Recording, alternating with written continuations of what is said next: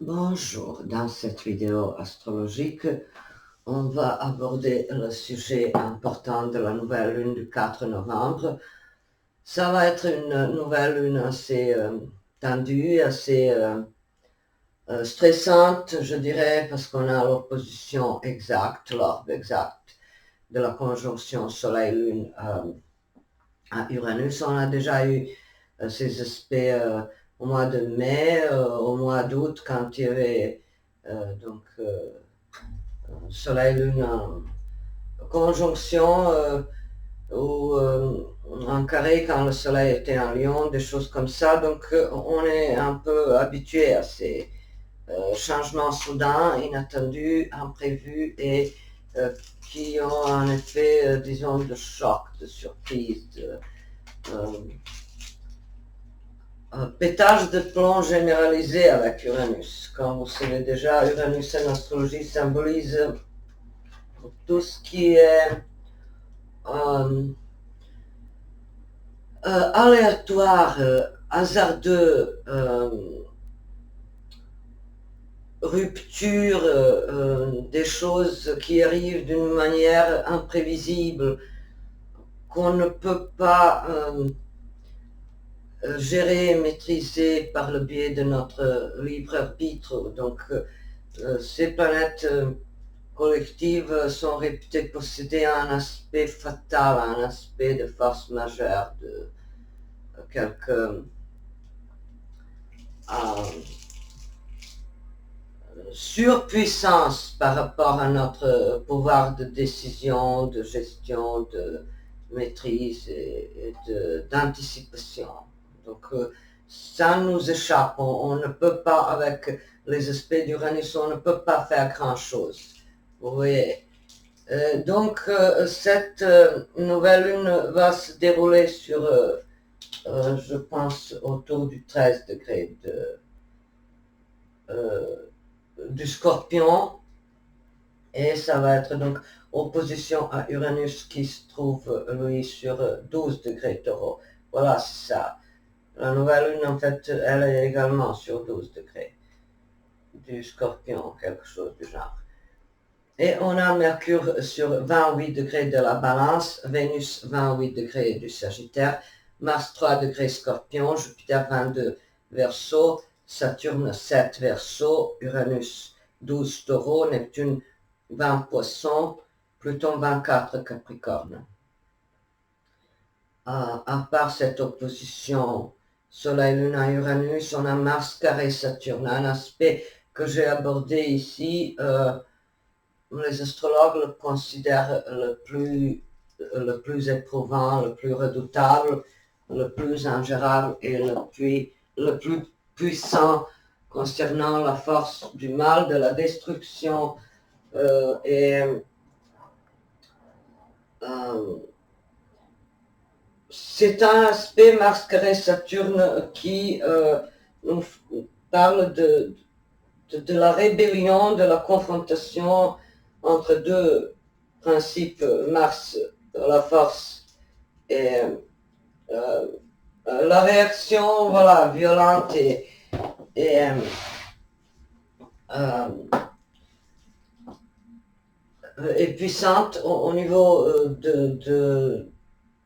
donc ça peut être au niveau personnel ou au niveau collectif. Mars peut représenter donc les forces de l'ordre, les policiers, les militaires, euh, ou une autre personne susceptible de devenir agressive ou d'utiliser les moyens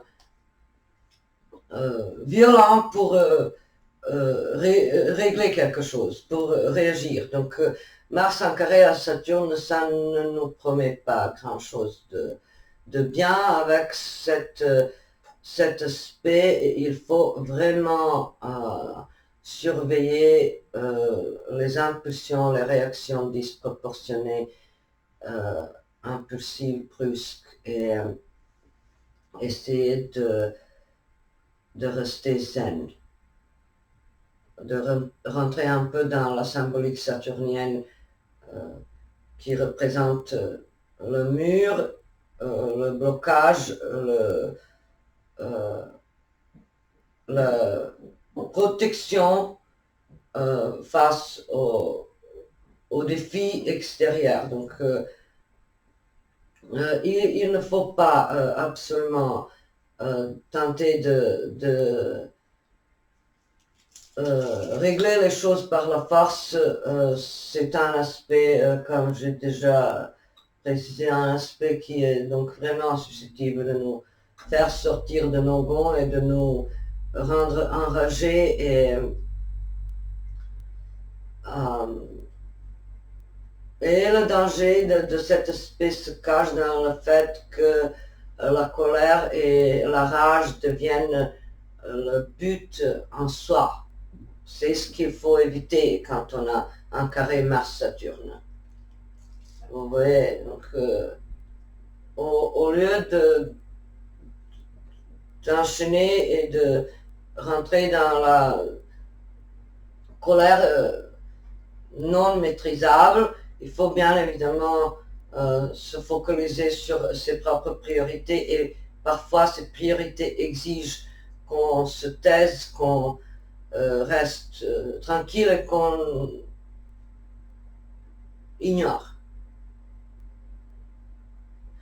Donc on a ce carré éprouvant par rapport aux autres aspects. Mercure sextile Vénus, c'est un bel aspect qui peut, tant ça peut, rendre cette ambiance électrique un peu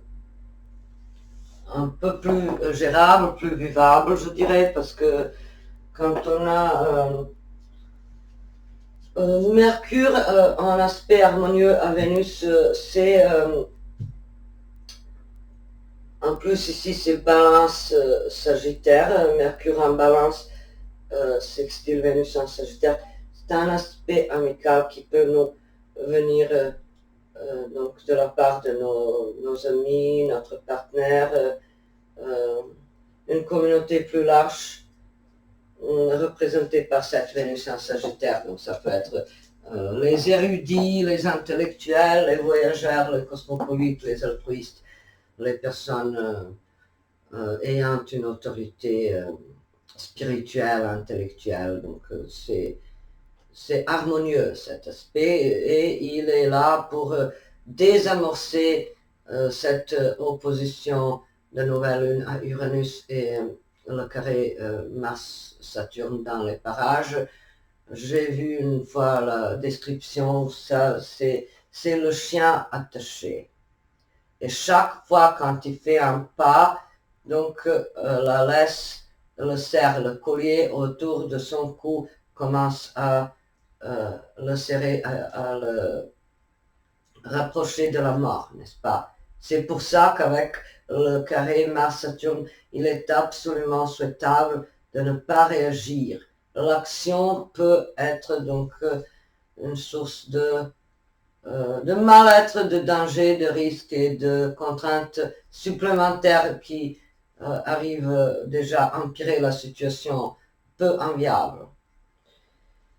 Et j'ai choisi pour nous décrire les aspects en cours de la nouvelle lune, j'ai choisi un roman que vous connaissez déjà forcément. Il s'agit des Liaisons dangereuses de Choderlos de Laclos.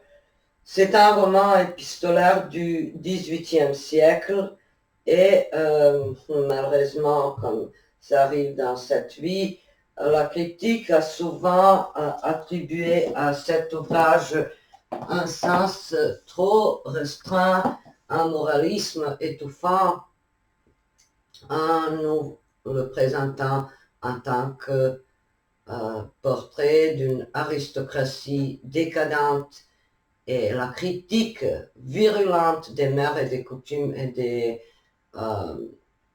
de fausseté, de l'hypocrisie de cette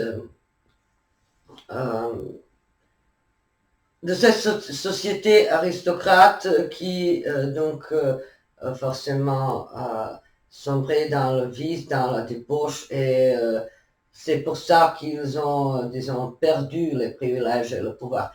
C'est un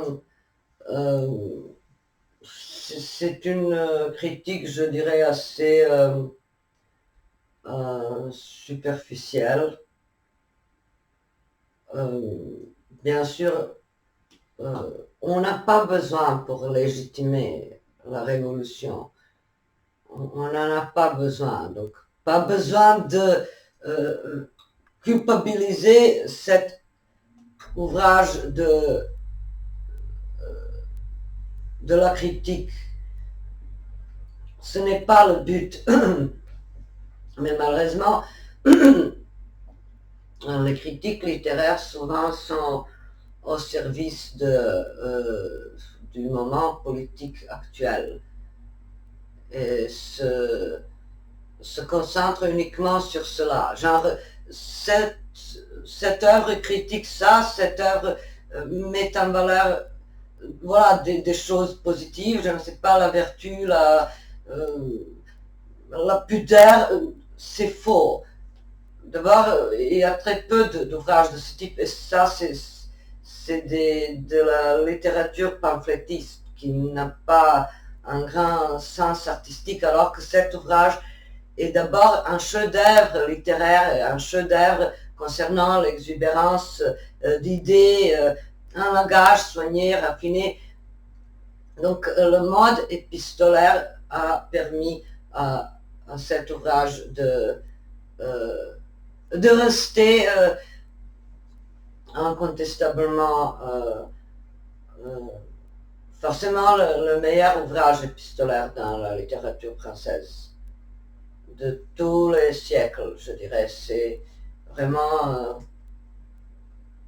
Donc, par rapport à cet ouvrage, c'est justement, on arrive au noyau du signe du Scorpion, contradiction, ambiguïté, force du mal opposée à la force du bien, violence contre la retenue, conflit opposé à, disons, gestion tranquille des choses. Donc, en nous plongeant dans l'analyse de cette œuvre, on peut vraiment ressentir cette vibration plutonienne, scorpionesque, des extrêmes, de la passion, des choses interdites. Donc un libertinage qui, voilà, ce n'est pas un libertinage dévergondé, ayant pour but uniquement de satisfaire les sens et le corps et de glorifier les appétits sensuels et sensoriels.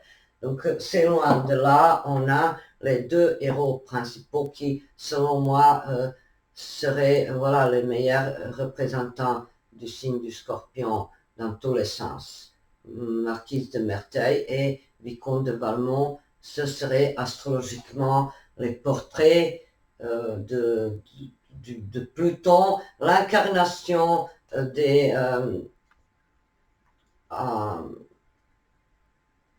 traits attribués à Pluton. Parfois cruauté, violence, ne pas choisir ses moyens pour aboutir à ses fins, se croire au-dessus de lois, du conformisme, des règlements de la société. Oui, c'est donc défier la mort, défier la logique, les raisons de l'existence, tout remettre en question, être prêt à tout détruire pour se prouver quelque chose. Donc avec le Scorpion, on est en plein risque et en pleine survie, souvent. Et cette bataille de survie, oui, parfois c'est moralement la question de la survie, donc on peut avoir des douleurs, souffrances morales. est-ce que tout est permis pour survivre? Donc, on peut faire, disons, une fois le compromis quand on n'a pas de choix, disons. Mais, disons, utiliser la ruse et les fourberies et des choses malhonnêtes et rester hypocrite par plaisir, de ça, déjà, c'est, disons, la nature dépravée. Et, c'est déjà, donc, un peu plus complexe, n'est-ce pas? Vous voyez de quoi je parle. Quand on est enraciné dans le mal et dans la fausseté, et quand ça fait partie de la nature de quelqu'un, alors on peut aussi parler du signe du scorpion. Je n'ai pas l'intention de noircir et de souiller et d'éclabousser la réputation des scorpions, mais il y a souvent, au moins depuis l'image que nous apercevons des scorpions, il y a souvent ce contexte glauque et troublant, avec des choses peu compréhensibles et plutôt répréhensibles, vous voyez. Donc avec les scorpions, on a souvent une bataille entre le bien et le mal, où le mal prend le dessus sur le bien. C'est souvent le cas, mais dans cette dialectique de la vie, ce mal même sert à engendrer plus tard quelque chose de bien, ou donner une leçon, enseigner quelque chose par le biais de la souffrance personnelle. Mais bon, même là, parfois on est obligé d'apprendre quelque chose. Donc, l'ouvrage de Choderlos de Leclos, Liaison dangereuse, nous présente les allégories des caractères, des traits humains. Donc on a Vicomte de Valmont qui est l'incarnation de la vanité, un homme qui ne parle que de lui-même, de ses tactiques, de ses méthodes. Madame de Merteuil, marquise de Merteuil, qui est en guerre permanente contre ses adversaires que représentent les hommes. En fait, c'est une femme qui se venge de la faiblesse et de la contrainte de son sexe, qui est considéré comme plus faible et obligé de se plier aux normes de la société. Et elle dit dans une lettre donc que son intention est de se venger de son sexe et de maîtriser le sexe opposé. C'est une femme extrêmement lucide, extrêmement intelligente, disposant d'un don psychologique d'analyse extraordinaire, quelqu'un qui connaît voilà, les subtilités du mécanisme psychologique dans toutes les situations. Ça aussi, c'est très Scorpion. L'analyse fine et approfondie de notre âme et de notre psyché. C'est pour ça que les Scorpions sont réputés être les meilleurs détectives, psychologues et agents secrets et espions et voilà, des choses comme ça. Donc la marquise et l'orgueil et un personnage qui est obligé de vivre dans l'hypocrisie totale en cachant ses liaisons libertines, alors que pour les hommes, il est souhaitable d'afficher leur conquête au grand public et d'en être fier, alors que pour les femmes, c'est une honte. Déjà, donc cette ce déséquilibre a provoqué une telle cruauté chez Madame, chez Marquise de Merteuil, qui donc ne se contrôle plus. Donc c'est une femme déchaînée dans le mal et dans l'envie de détruire et de corrompre les autres. Et voilà, je ne vais pas vous raconter maintenant comment ça se déroule la trame, mais à peu près, donc la marquise de Merteuil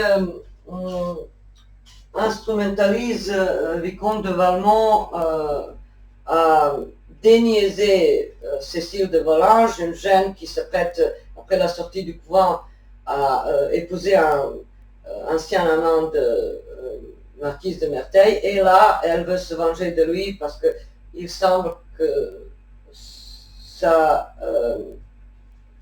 ait été l'unique homme qu'elle a vraiment aimé dans sa vie. Et donc, Vicomte de Valmont accepte le défi parce que c'est un séducteur. Il est la version masculine de Madame de Merteuil, mais disons, elle est celle qui, elle est la marionnettiste, c'est elle qui tire les ficelles. Et donc, elle est le cerveau de l'opération.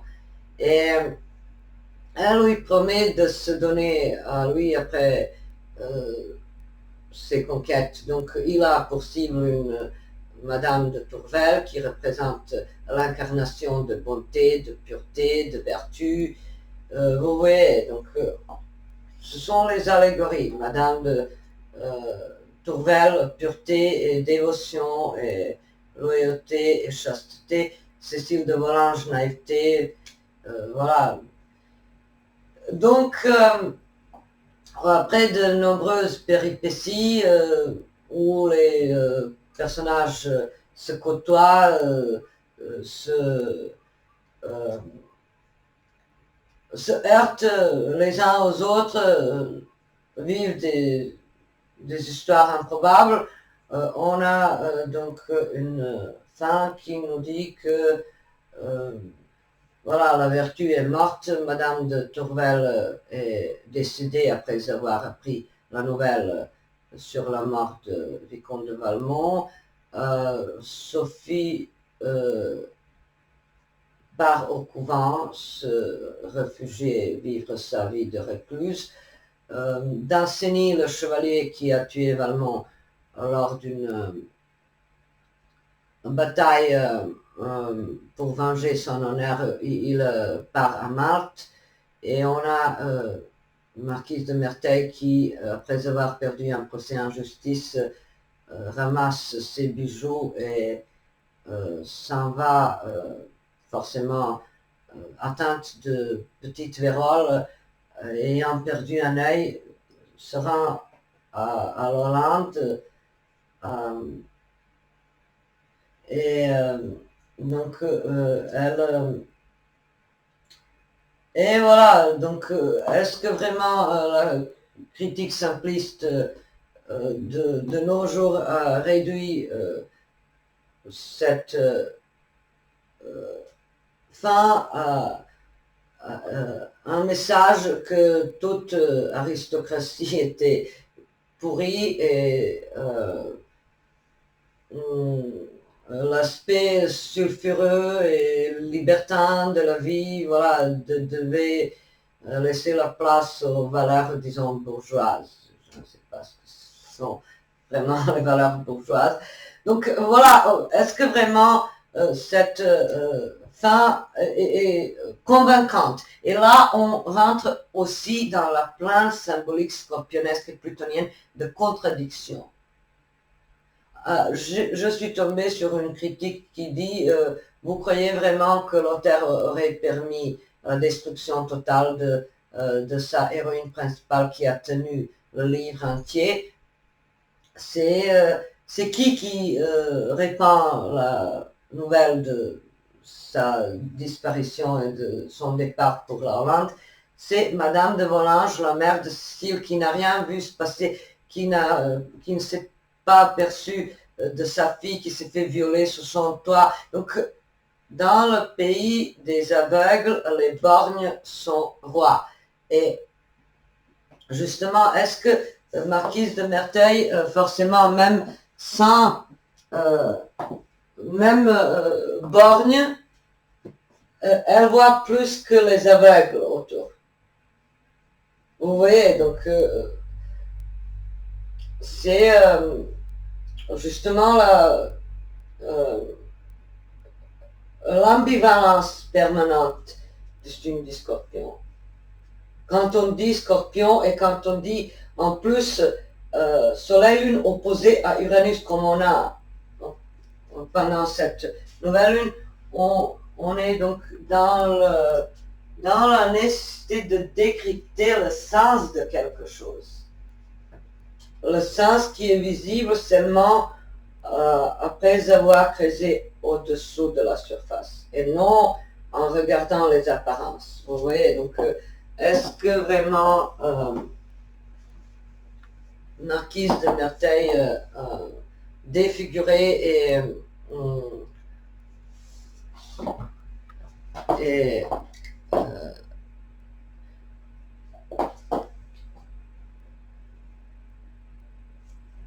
est-ce que donc Marquise de Merteuil nous a vraiment nous a transmis le message que la femme qui se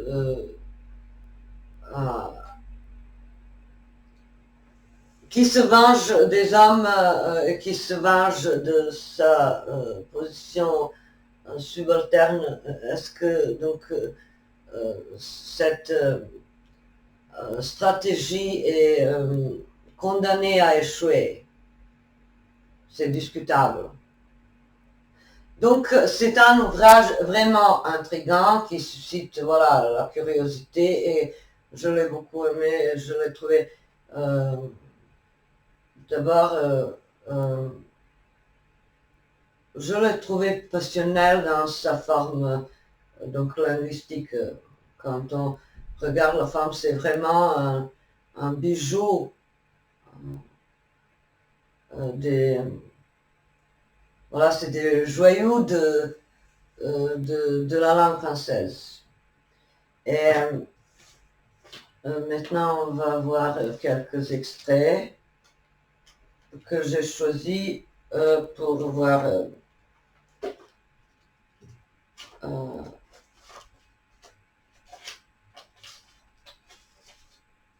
la Marquise de Merteuil au vicomte de Valmont. Me boudez-vous, vicomte, ou bien êtes-vous mort, ou ce qui y ressemblerait beaucoup, ne vivez-vous plus que pour votre présidente. Cette femme qui vous a rendu les illusions de la jeunesse vous en rendra bientôt aussi les ridicules préjugés. Déjà vous voilà timide et esclave, autant vaudrait être amoureux. Vous renoncez à vos heureuses témérités. Vous voilà donc vous conduisant sans principe et donnant tout au hasard, ou plutôt au caprice. Ne vous souvient-il plus que l'amour est, comme la médecine, seulement l'art d'aider la nature? Vous voyez que je vous bats avec vos armes, mais je n'emprunterai pas d'orgueil, car c'est bien battre un homme à terre. C'est bien battre un homme à terre. Il faut qu'elle se donne, me dites-vous, et sans doute, il le faut aussi se donnera-t-elle comme les autres, avec cette différence que ce sera de mauvaise grâce. Mais pour qu'elle finisse par se donner, un vrai moyen est de commencer par l'apprendre. Que cette ridicule distinction est bien un vrai déraisonnement de l'amour. Je dis l'amour car vous êtes amoureux. Vous parlez autrement, ce serait vous trahir, ce serait vous cacher votre mal.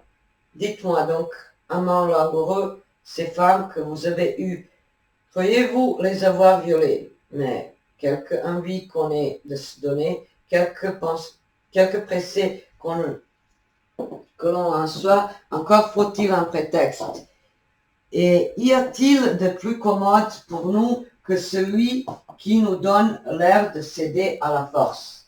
Pour moi, je l'avoue, Une des choses qui me flatte le plus est une attaque vive et bien faite où tout se succède avec ordre, quoique avec rapidité, qui ne nous met jamais dans ce pénible embarras de réparer nous-mêmes une gaucherie dont,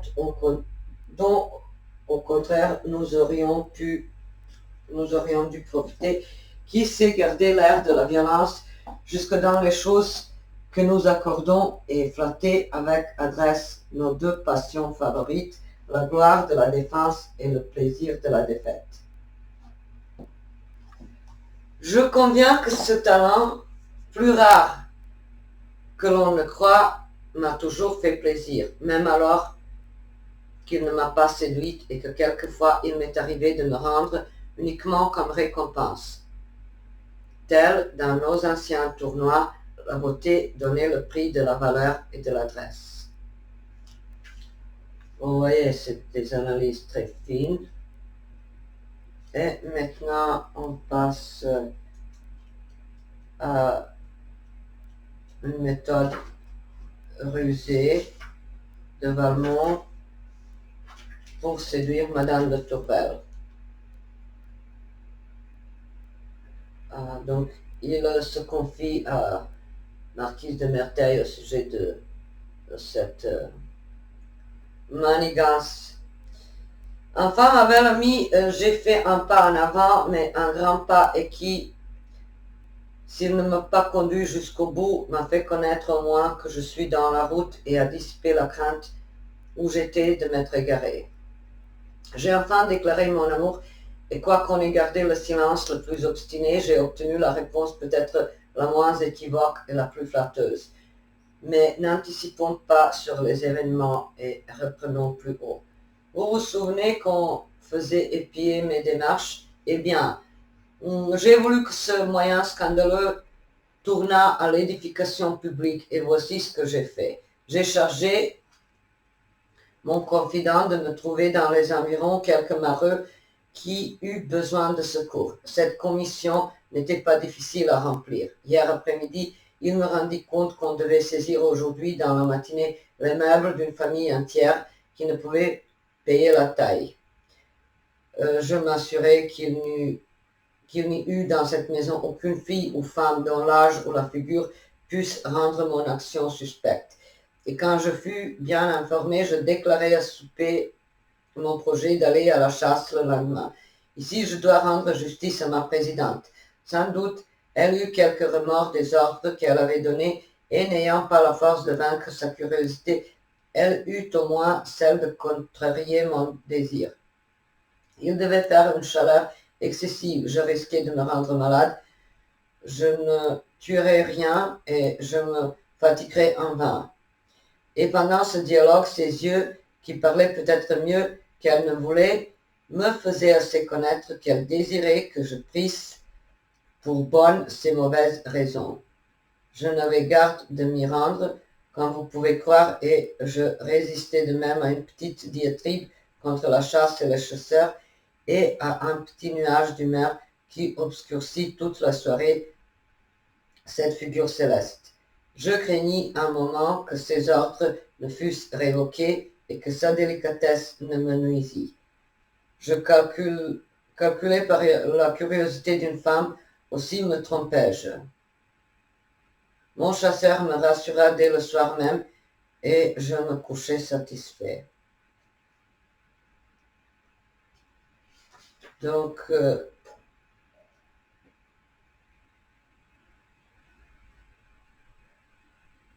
vous voyez,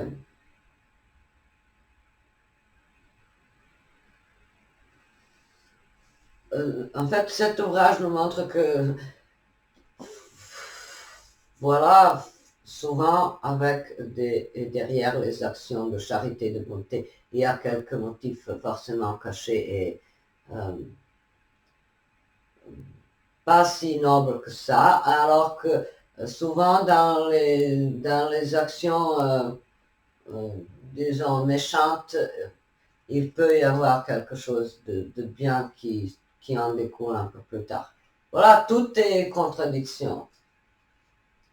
Et Donc maintenant on va passer à un autre extrait.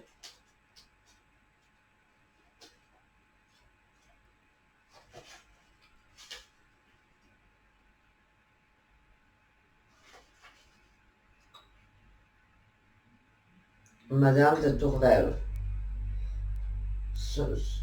sa déclaration, ses confidences à Madame de Rosemonde, qui est la tante du comte de Valmont.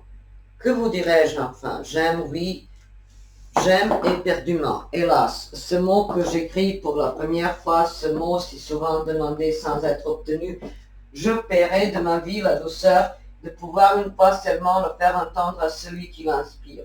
Et pourtant, il faut le refuser sans cesse. Il va douter encore de mes sentiments, il croira avoir à s'en plaindre. Je suis bien malheureuse. Que ne lui est-il aussi facile de lire dans mon cœur que d'y régner? Oui, je souffrirais moi, s'il savait tout ce que je souffre, mais vous-même, à qui je le dis, vous n'en aurez encore qu'une faible idée. Dans peu de moments, je fais le fuir et l'affliger.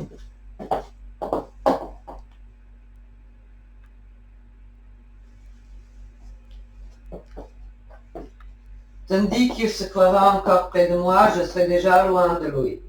À l'heure où j'avais coutume de le voir chaque jour, je serai dans les lieux où il n'est jamais venu, où je ne dois pas permettre qu'il vienne. Déjà, tous mes préparatifs sont faits, tout est là sous mes yeux, je ne puis les reposer sur rien qui ne m'annonce ce cruel départ. Tout est prêt, excepté moi. Et plus mon cœur s'y refuse, plus il me retrouve à la nécessité de m'y soumettre. Je m'y soumettrai sans doute, il vaut mieux mourir que de vivre coupable. Déjà je le sens, je ne le suis que trop, je n'ai sauvé que ma sagesse, la vertu s'est évanouie. Faut-il vous l'avouer, ce qui me reste encore, je le dois à sa générosité. Enivré du plaisir de le voir, de l'entendre, de la douceur de le sentir auprès de moi, du bonheur plus grand de pouvoir faire le sien, j'étais sans puissance et sans force. À peine m'en restait-il pour combattre, je n'en avais plus pour résister. Je frémissais de mon danger sans pouvoir le fuir. Eh bien, il a vu ma peine, il a eu pitié de moi. Comment ne le chérirais-je pas? Je lui dois bien plus que le lit. Maintenant, Marquise de Merteuil. Et son analyse du comportement féminin avec l'âge et la description de la séduction.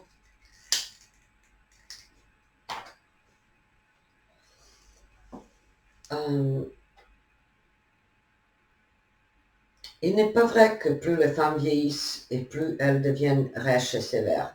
C'est de 40 à 50 ans que le désespoir de voir leur figure se flétrir, la rage de se sentir obligée d'abandonner des prétentions et des plaisirs auxquels elles tiennent encore, rendent presque toutes les femmes bégueules et acariâtres. Il leur faut ce long intervalle pour faire en entier ce grand sacrifice. Mais dès qu'il est consommé, tout se partage en deux classes.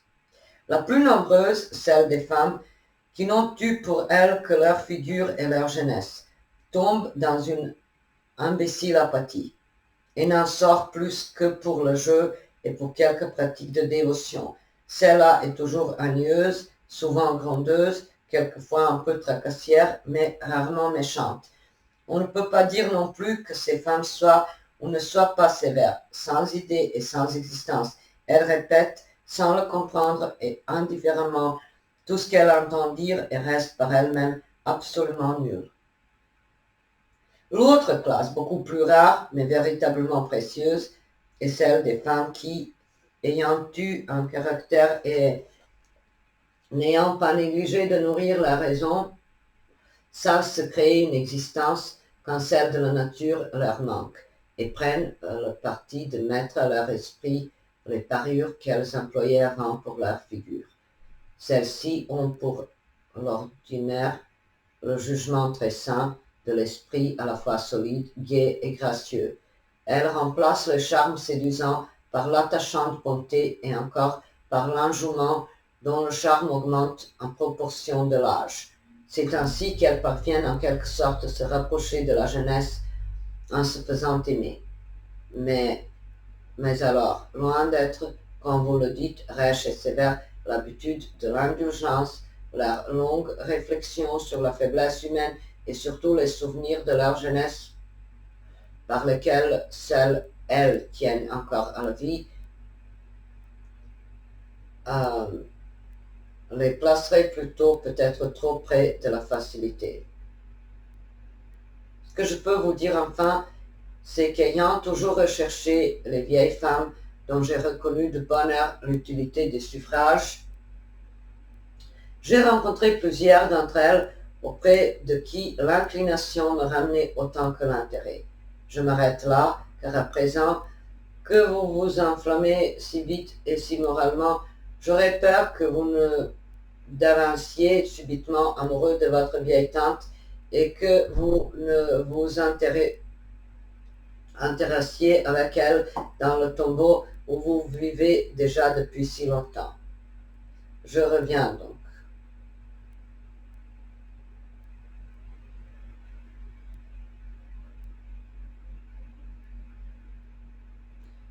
Et c'est donc... voilà, il y a plein d'analyses comme ça et on a plein de dualisme et plein d'ambiguïté et on a donc tous les sujets scorpionesques et le libertinage qui selon moi serait surtout représenté par cette opposition Soleil-Lune en Scorpion, opposition à Uranus en Taureau. Ce serait vraiment l'aspect le plus significatif à dépeindre ce libertinage qui est à la fois volontaire et forcé. Vous voyez, c'est des gens qui s'ennuient, qui n'ont pas d'autres d'autres préoccupations.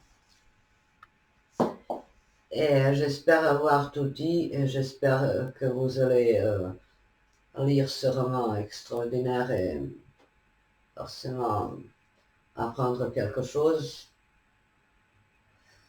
Et surtout ne pas réduire le sens sur la critique répandue des siècles postérieurs qui nous a présenté ça comme voilà, presque comme une incitation à ne pas devenir marquise de Merveille.